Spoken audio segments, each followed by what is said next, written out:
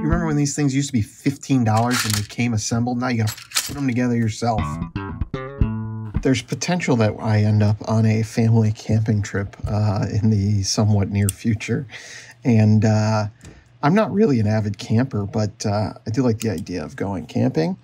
And it got me thinking about what I would carry as far as a multi-tool goes in the woods, doing a little leisurely camping. I kind of landed on starting with the Leatherman Sidekick.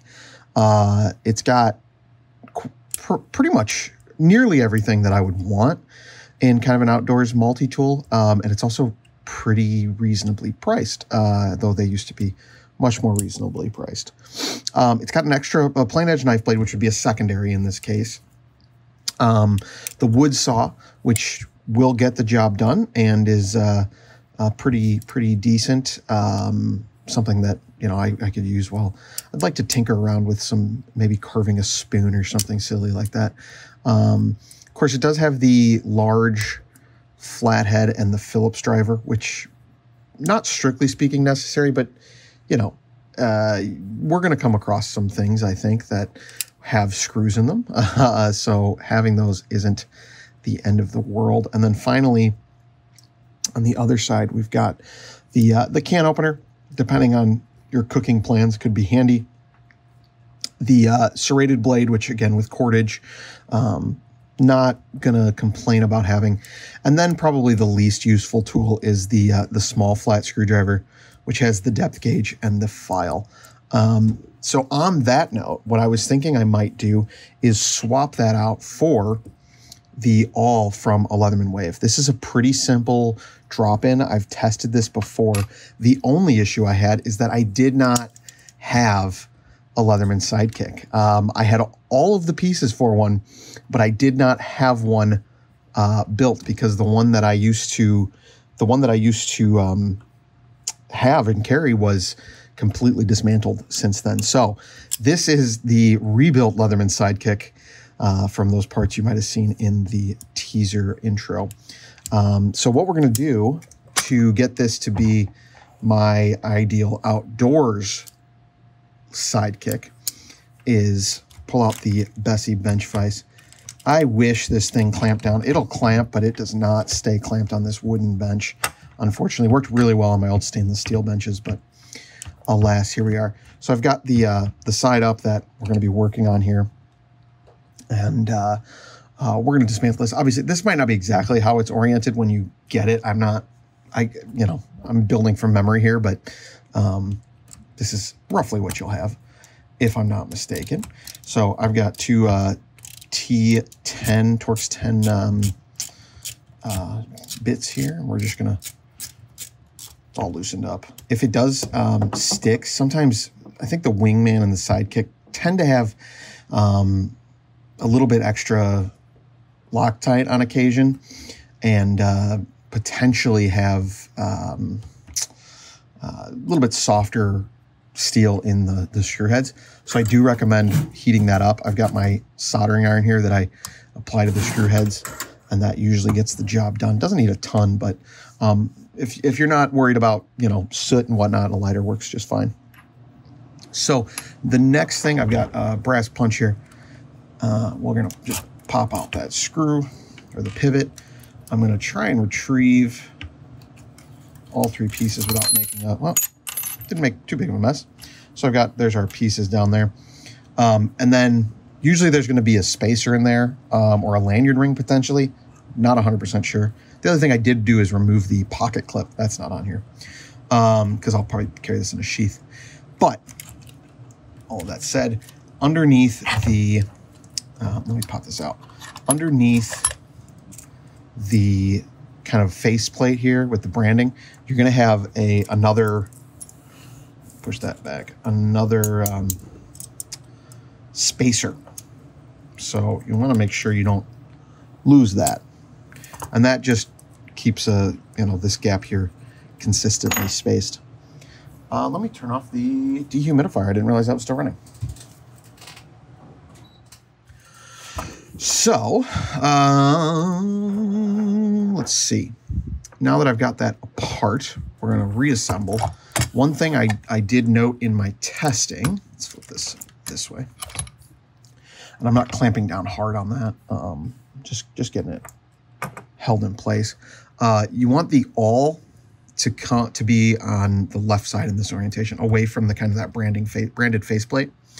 The reason for that is the nail nick here can kind of catch the plier head. The plier head closes and then pushes into it, and it'll keep the tool from fully closing. If you wanted to change that orientation, you could always, regrind this profile a little bit, but nothing crazy in this case. I'm going to see what I can do on camera. It's always difficult, but the vise does help. Whoops. I'm just going to slip on one at a time. And I believe this is the, check the can opener, yep. So it'll be the awl first, and then the serrated blade, and then the can opener. I'm sure this is going way out of focus. I apologize. And should get that last one slipped. Well, maybe not. I like to occasionally use a punch to just kind of give it that swivel until the pivot drops into place. I've also got a thin shim washer here, just from my stash. We do sell packs of these if you're in need, but usually you can salvage them from the tools you're working on. I'm just going to push that into place. Give it a little bit extra snugness. And then, as soon as I get this pin through, another trick that can work is to, give it a little swivel with a driver. You see that came right through. Now, I need to work that plastic spacer back in, and I'm just going to I'm going to just pry that out of the way a little bit and then pop it back in place. There's enough flex. I've never bent it doing that, but proceed at your own risk. And we'll just get that clamped up nice and tight again. We've got our extra piece here that'll go in the drawer. All right, I'm trying to think. That might be brand new. No, it's been worn. Okay, perfect. So we will not put it back into stock. I can't remember where it came from, to be honest with you, but that's okay. Here is the screw now. So just gonna work that in. Whoops.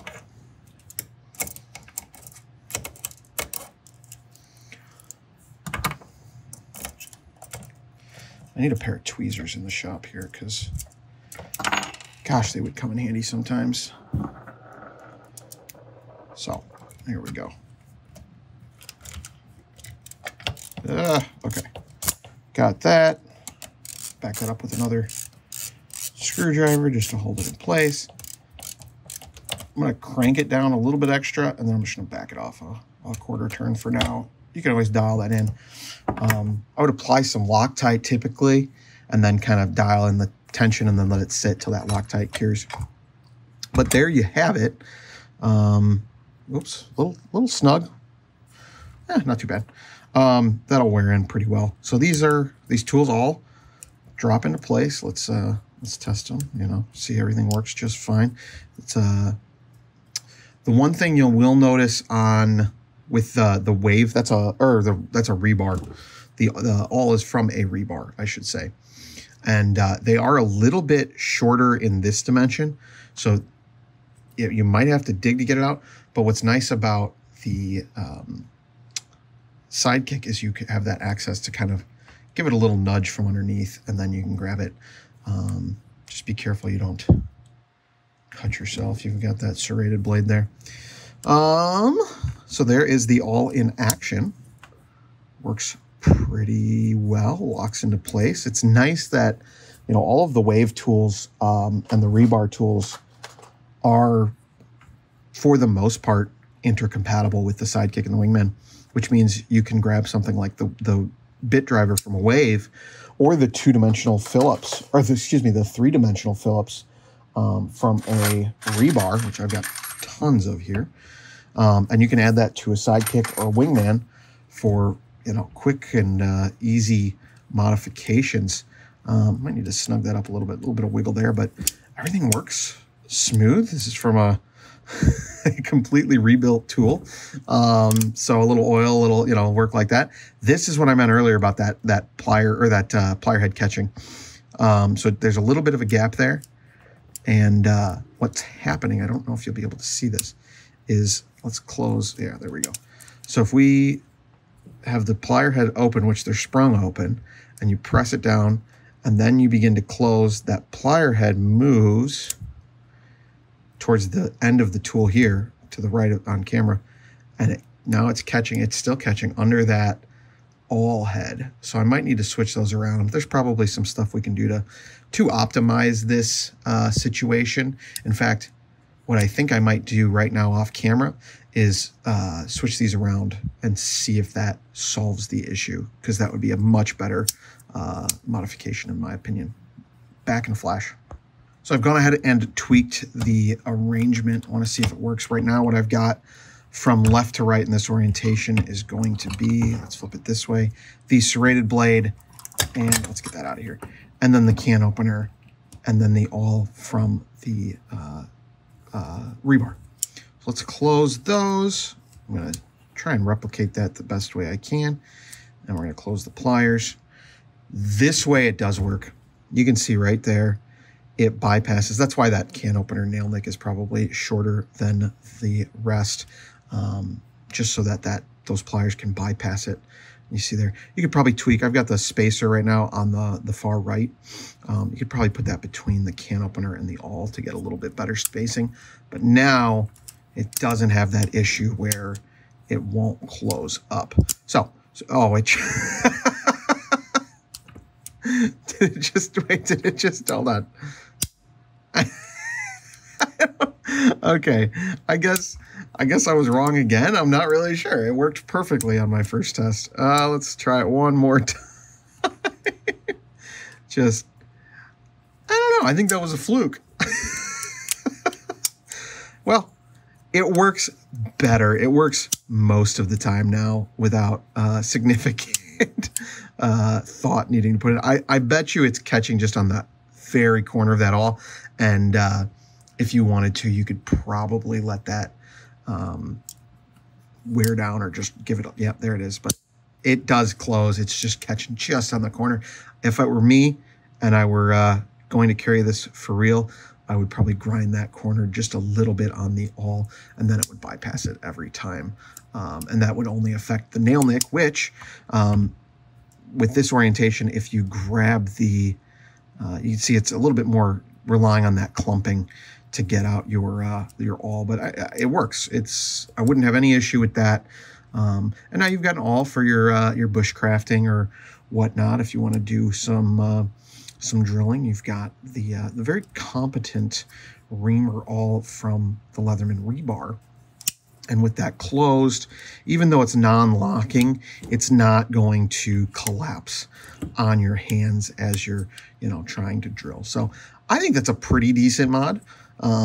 Very simple. I'm always after those simple modifications that, are drop-in, plug-and-play, just uber compatible. So if you have any more, leave a comment down below letting me know what those mods are. If you'd like to see me try to see if something's possible, you can leave that down there as well. Appreciate you watching, and we'll catch you in the next one.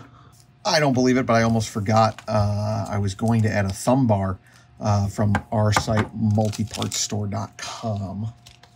I will do this behind the camera so as not to rub it in your faces. So these are 3D printed, resin printed thumb bars, and they are designed to friction fit, and they are quite tight. So just want to get that lined up. Oops. And pressed into place as best we can by hand. And then cover that up so it doesn't crack. And grab a pair of pliers and just apply, whoops, too wide. Just apply a little pressure. These are terrible pliers for this because they're very destructive, but if we just give that a little bit of a go, very gentle pressure, and we need a little bit more. You can see at the back, it's just sitting up a little bit. Super easy, but be careful, you know, they will crack if you have to apply too much pressure, so that you shouldn't need to apply too much pressure.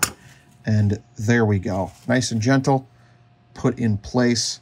We've got our thumb bar ready to go. I really like the thumb bar on the Sidekick and Wingman. I think it improves the ergos quite a bit. And I put it on everything because I'm a shameless self-promoter. So that's the end of the video. We're going to catch you in the next one. GG, have fun. Talk to y'all later. I can't believe you would embarrass me like that in front of all 7 viewers. Oh, works fine now. Works fine now. Try it 100 times. It's not going to fail, but you do it on camera twice.